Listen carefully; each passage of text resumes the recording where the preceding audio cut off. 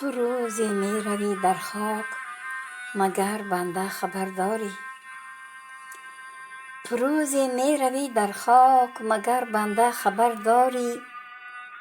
مشو مغرور این عمری که دو روزه به سر داری.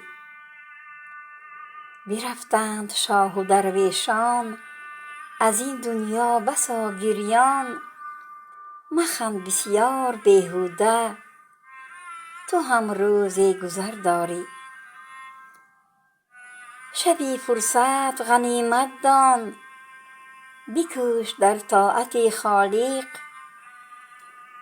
شبی فرصت غنیمت دان بکوش در طاعت خالق، که فردا روز محشر در بیابان شور و شر داری.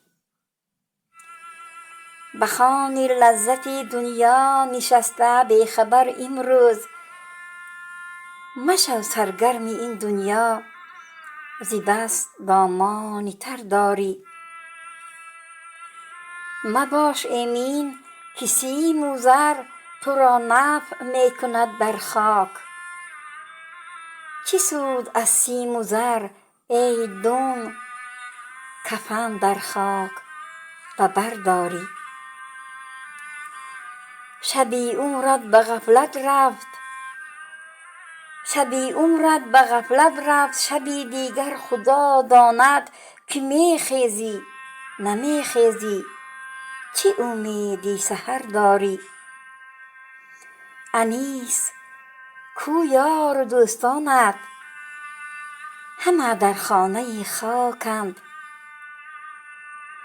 تو هم روزی از این خانه به آن خانه سفر داری.